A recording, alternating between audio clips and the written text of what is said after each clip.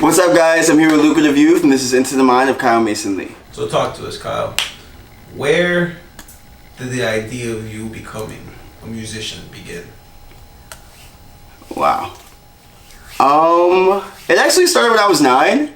I started playing the piano, but I honestly think it started before then. My parents used to play music for, to my mom's belly, to calm me down. It would calm me down when I was born. After, they would play music for me to go to sleep. They always kept me close to the church band. They always kept me close to all types of music. And I was the only kid who they did that with, ironically. My sister's a dancer, and my other sister doesn't do any type of arts.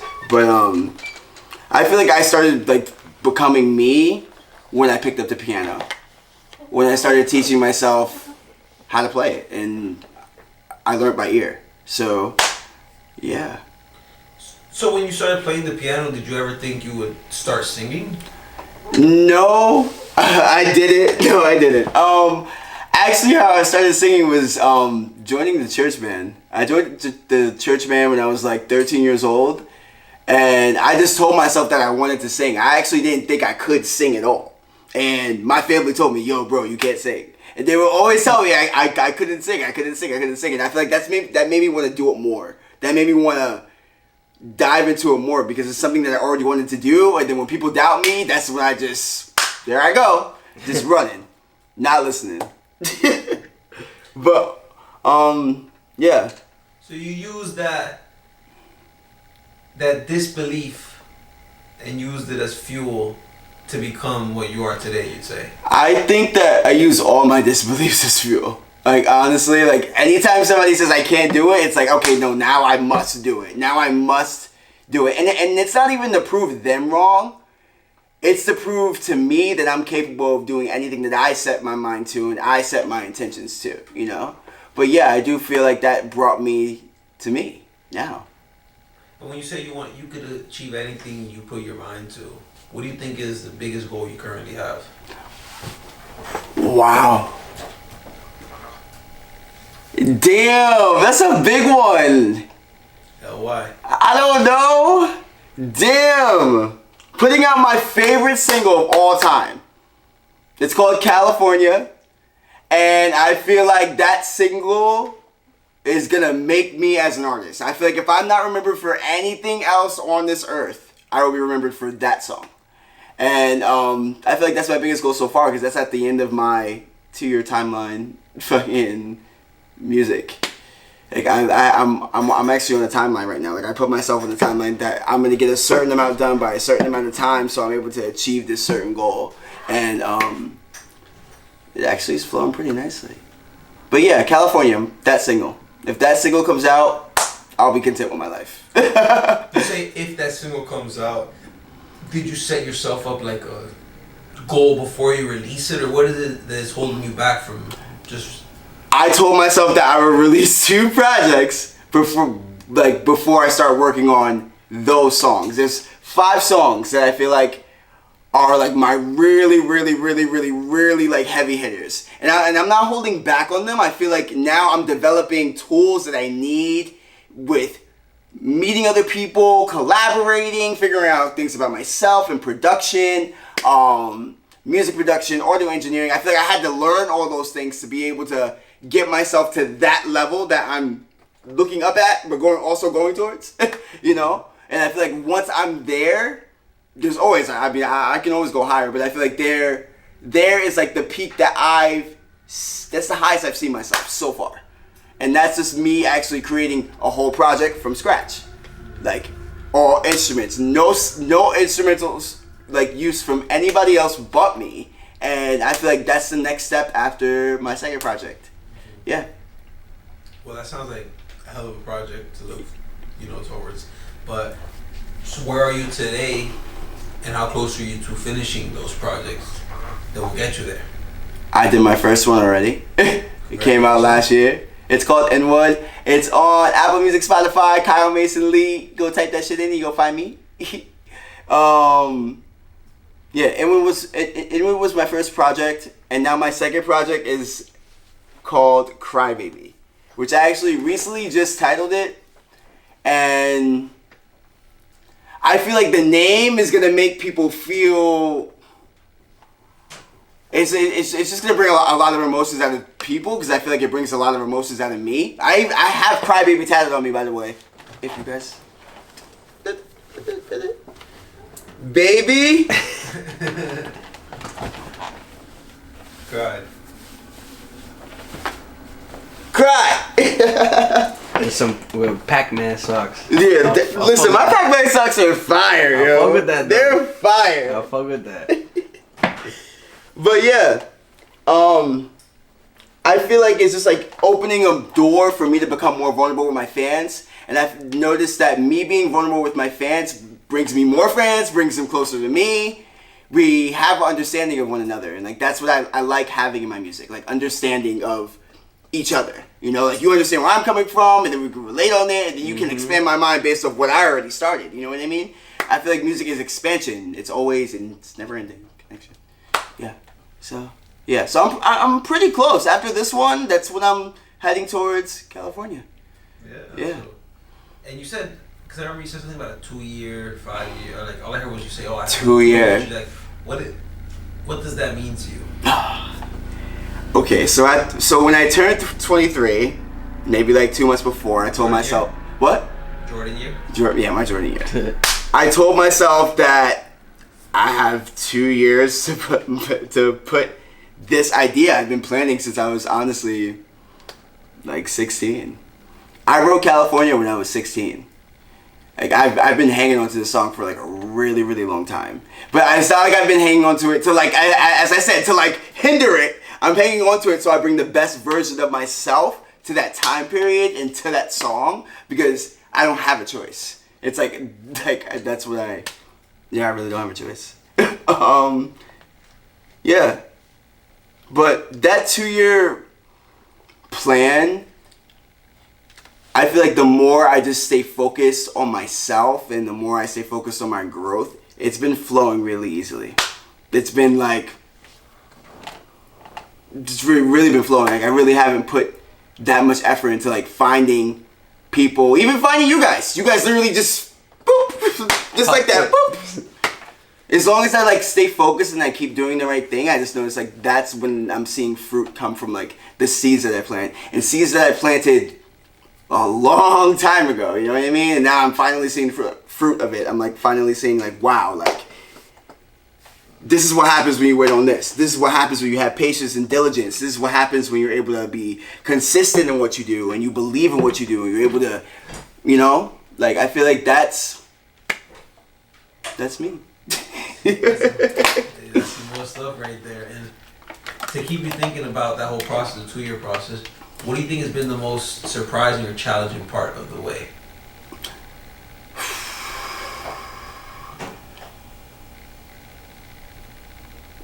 Mixing, mastering, the songs, I can honestly say. I can say that like meeting up with different producers, it's like you're starting a relationship all over again. And it's like kind of like when you get in a relationship with a girlfriend or a boyfriend, you know, you have to get to know them, you have to get to know like how they work, what they like, because producers, like, they stand on their own lane too, and they stand on what they think and on what they believe in, and you may not like something, and they may like something, and you're like, oh, well, I don't really know, and then, like, I feel like it's just, like, a lot of outside opinions that's honestly been the hardest thing, but I don't really let that get to me too much. I feel like I don't really listen to anybody either way, but I feel like I need the feedback. Like I need somebody to tell me, okay, yes, this makes my mind think. Yes, this makes me feel this. I feel like it feeds me. I'm like, okay, cool. I'm doing something right. Kind of like what we were talking about today. Yeah. Like literally. That's why when you said it was just like, wow, he's really reading my mind right now. I feel like people don't know my creative process. And I feel like that's what makes people really... I feel like that's what's gonna get people more interested in me. Yeah, I feel like I don't share it enough. You know what I mean? I feel like I'm always like when I'm in the studio, I'm like, nah, I don't want nobody in here. I don't want nobody to know what I'm doing because like I'm the person that learned a long time ago that studio time is you're on the producer's time. You're not really on your time. And you know, like when you're finally on your time, that's when you're able to be at a state where obviously you're able to be on your time, whether that's you having an in-home studio, etc., whatever. But I I would always come to the studio prepared. I would not pull up to the studio not knowing my song by heart, not having the instrumental ready, just not ready. Like, I pulled up ready to have my harmonies that I want to do ready. Like, I would just have it ready because I'm just like, I need to get this done. Like, when I was younger, you know, I had to pay for studio time, of course, and like, I couldn't really afford it. I was college, or I was in high school, or I was paying for a car, I was paying for my apartment. Like, I just really couldn't like afford it the way I can afford it now, number one, but also number two, nobody was taking me. I didn't have a car when I was like, maybe like from 7th to 10th grade, of course. And I just didn't have a car, but I wanted to make it to the studio. So like, literally the first time I ever started recording was outside like fucking somebody's closet. And I was in my friend's closet. His name is Kyle, and he also has the same birthday as me, which is literally the most ironic thing ever. Like, I was literally... Parallel universe. I was literally meant to meet that man. Like, we got along so well. He helped me produce Inwood. He mixed and mastered that whole first... Yeah, he mixed and mastered. Shout out Climax. Yeah, shout out to the dog. Shout out Climax. But, yeah, honestly, like, without him, like, I wouldn't have had a chance to be able to get into a studio bigger and be ready. I feel like now, nowadays you go into studios and like nobody comes like prepared. They just come with a track. They're like, okay, I don't know what I want to do. And I understand feeling that the vibe is always perfect, but it's just like, because I do that sometimes too. But I feel like I've wasted more time doing that and like not got things done, you know? And then I was wondering like, why am I not getting enough content? Why do I not have enough songs? It's just like, I'm not pulling up ready. Like, I'm not pulling up like I want this enough, you know? That's just how I feel for personally me. And plus I'm a writer too, so a lot of my songs, I like to take the time and write, create stories behind them. That's why sometimes it takes me a little bit, or sometimes it could take me fucking 10 minutes. I can write a song in fucking 10 minutes, or I can write a song in fucking 3 months. It's like, you know? Or I can come over there on the spot as a freestyle. It's so subjective. But, yeah. So I just feel like people don't see like what I go through. Like when I create the song, they just think like, oh wow, you're so talented. I'm like, nigga, I had to let go of the song. I fucking forgot about the song for 2 months. This fucking girl named Amy, I was at the bar with fucking, oh my god, my boyfriend cheated on me and you know, he did this to me. You know, I was like, you know what, Amy? You actually inspiring me right now. You know what, let me go back to that song that I totally forgot about 3 months ago. Boom, I got a hook, I got a fucking verse. Then literally that's what happens. Like you get inspiration from everywhere. But it all comes back to me and how I reflect on it. And how I mirror like what's coming at me. Like, you know, like, cool, like I'm getting this information, it's how I come back with it. And like show that within myself, like how I've gone through it, how I empathize with it, how I, you know, move with it. What moods you write the best music in?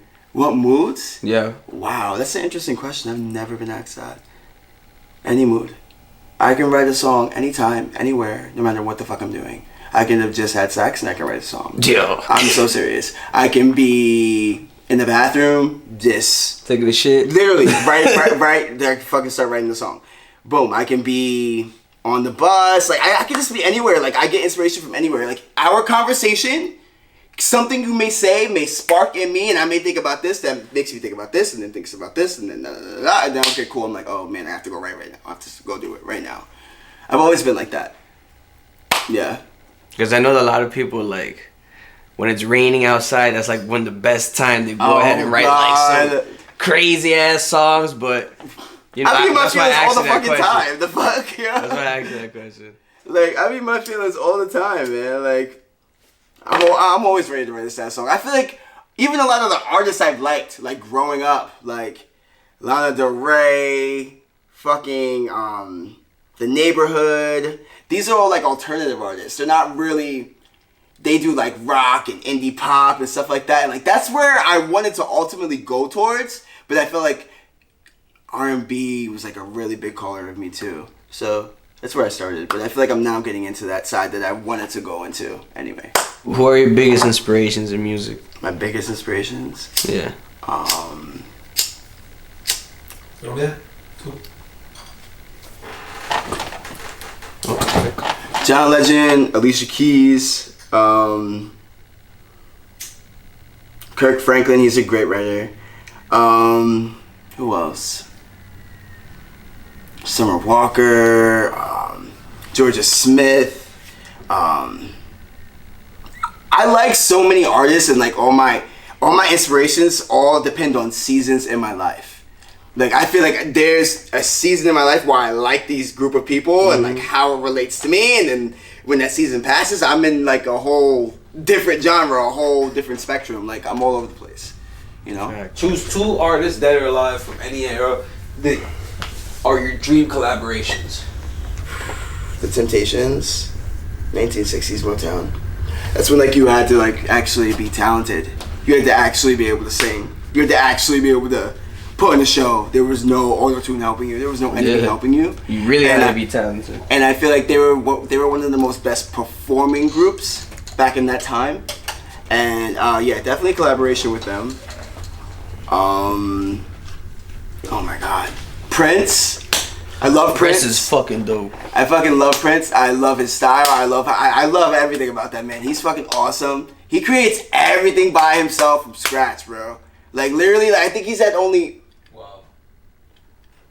like 11 co-writers who've like written with him and like stayed with him. But like he would stay within himself. Like all his ideas like came from himself, and like that inspires me to like do what I do. But like let my ideas come from me. You know, like I get inspiration from somewhere, but I let the idea come from myself. You know what I mean? So, yeah. How about local artists? Local artists? Kaylin. I really don't know her last name. I don't know. Kaylin Arnold, shout out Kaylin. Kaylin Arnold, her. When she played her music, like I didn't want to like overreact, but like it was like what she was saying, and it was like the way she just like flows on the beat, like she like rides it like a fucking horse, bro. Like she literally like is on that. And that's why I literally want her to be featured on Cry Baby. I said it here first. Yeah, Kaylin Arnold, please. I'm probably gonna send this to you after. But, yeah. Who else? Yeah. I really like, what's his name? Lou? I like Lou. Oh my God, I can't remember his freaking name. Polanco? Lou Polanco, thank you. You say his other name. I feel like I could collab really. He can teach me how to be more. I like how smooth he is on his songs, like, and how soft he is with his voice. I feel like my voice is sometimes very, very strong, because like I was raised as like when you sing in church, you're supposed to be strong. You're supposed to be strong. You have to be strong. But I've been getting like used to be soft lately, like sometimes. But I feel like he could teach me more, like how to like get into that more like P&B rock type wave. Like I see him doing stuff like that. Like that's what kind of reminds me of like those styles. Yeah, I like him a lot too. Also artists who I want to collaborate with. Also SZA, Childish Gambino. I love them both. SZA's one of my favorite artists. Like I've liked her since like she first started coming up. Like 17,000 plays, bro. Wow. Used to be in use like this. Damn, it's fucking really cool because the 2 local artists that you mentioned, you actually happened to meet them at the Lucrative Link events. Oh so shit! That's super dope for us to hear that and see that. I did. It ties everything together. I did. Yeah, it's because of you guys. It's because of you. It's because of us. That means it's because of us. That means it's you. Like, really? Like, honestly, when I first came in here, I was so shocked. Like, he was just here, just like, hey, what's up? I'm like, hey, like, I don't even know you. Like, what's good, bro? Like, let's fucking get it poppin'. Let's do it. Like, I had no idea what I was walking into. I'm spontaneous like that, but I had no idea what I was walking into. Like, I was so, like, surprised with, like, the drive you guys, like, have. I love that. I love to see that in other people, you know? It motivates me. Yeah. That's what it's about. Yeah. Any other local shout-outs or overall shout-outs you want to give to people? Oh my God. Shout out 631, Land of the Realest. That's where I'm from, Long Island, Strong Island. Bella Presley, Matthew Visenge, Climax. Shout out Jeremy Clipos? Don't be mad at me for saying your name wrong. I love you. Jeremy Clipos. Shout out. That's pretty much it. That's all I'm going to shout out to. Oh yeah, my mom, my family, I love you. My mom, my family, I love you. What can we have on the lookout for comments? New music. New fucking music. New fucking music every fucking month. New fucking music. That's how I'm pulling up. Honestly, 2022, I feel like I'm going to pull up very, very strong. Stronger than I ever have before because I just been holding on to stuff and molding and crafting and it's putting in so much effort. And I feel like it's really going to reflect in my work and I'm really hoping everybody likes it. Alright guys, Kyle's done here. Lucrative.